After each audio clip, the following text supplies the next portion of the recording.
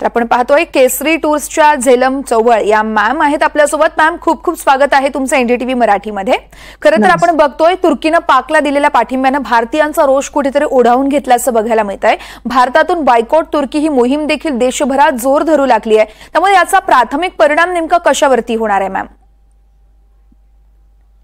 प्रत्येक भारतीयाला आज असं वाटतंय की आपण तुर्कस्तानला जायला नकोय आणि कारण हा भारताच्या अस्मितेचा प्रश्न आहे।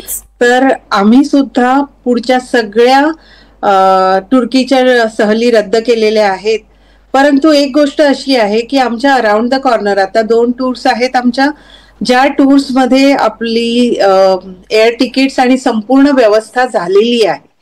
तर म्हणजे जे काही आपल्याला धडा शिकवायचा आहे ते पैसे आपले गेलेले आहेत। तर आम्ही त्या 2 टूर्स कंडक्ट करतोय। लोकांच्या मानसिकतेबरोबर आम्ही आहोत आणि तुर्की आणि अझरबैजानच्या संपूर्ण सहली आपण रद्द केलेल्या आहेत। परंतु ह्या 2 सहली आम्ही अझरबैजान तर पूर्ण कॅन्सल केलेला आहे, पण तुर्कस्तानच्या 2 सहली आम्ही करतोय। निश्चितच मॅम आपण पाहतोय खरं तर हे रद्द केल्यानंतर त्याचा परिणाम आता तुर्कीच्या अर्थव्यवस्थेवर कशा पद्धतीने होऊ शकतो किंवा मग आपल्या अर्थव्यवस्थेवर जर का परिणाम होत असेल तर तो कशा पद्धतीने? आपल्या अर्थव्यवस्थेवर फारसा परिणाम होणार नाही, कारण जग इतकं मोठं आहे की 2 डेस्टिनेशन बंद पडल्यामुळे भारताचं काहीही नुकसान होणार नाही।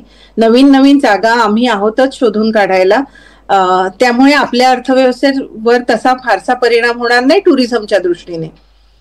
परंतु जर भारतीय तुर्कीला नाही गेले तर त्यांच्या अर्थव्यवस्थेवर नक्कीच परिणाम होईल, हे मात्र 100%। निश्चितच मॅम तुम्ही टूर्स या बोला मॅम।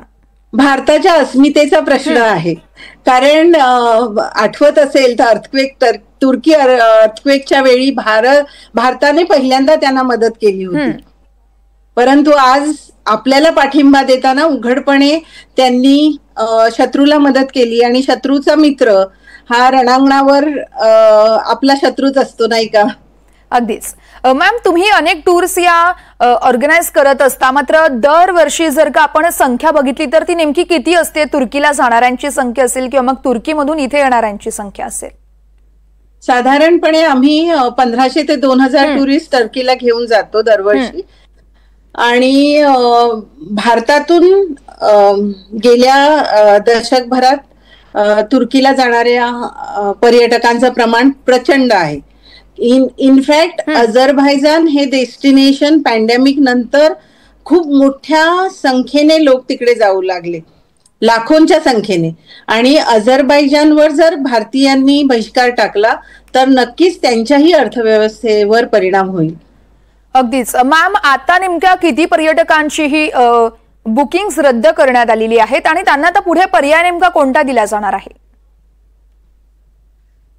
आपल्या सोबत तुर्कीला नाही गेलो तर आपल्या सोबत अख्खा युरोप आहे, अख्खं जग आपल्याला खुणावतं आहे।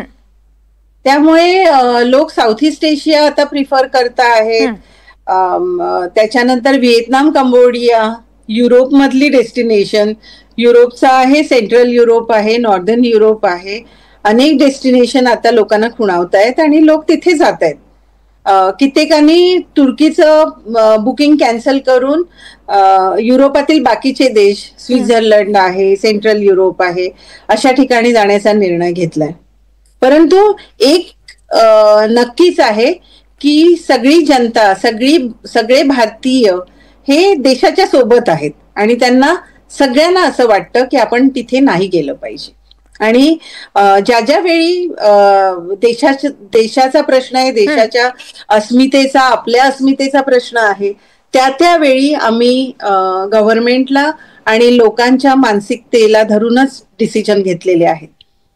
अगदीच बरोबर मॅम, आपण बघत आहोत खरं तर सोशल मीडियावर देखील अनेक ठिकाणी आता बायकॉट तुर्की ही मोहीम राबवली जाते।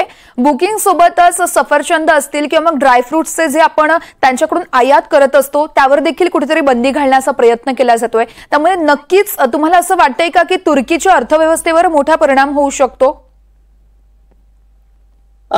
तुर्कीच्या अर्थव्यवस्थेवर किती मोठा परिणाम होईल हे मला नक्की नाही सांगता येणार, पण पर्यटकांच्या दृष्टीने खूप मोठा परिणाम होईल. कारण भारतातून तुर्कीमध्ये प्रचंड मोठ्या संख्येने लोक जातात. जवळजवळ 2.5-3 लाख लोक तर नक्कीच तुर्कस्तानला जातात दरवर्षी.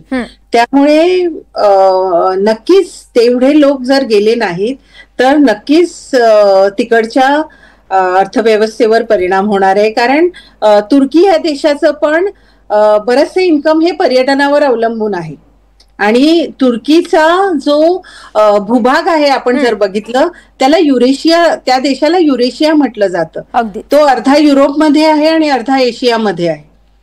त्यामुळे त्यांचं स्ट्रॅटेजिक लोकेशन हे चांगलं आहे आणि ह्याचा परिणाम नक्कीच होणार आहे.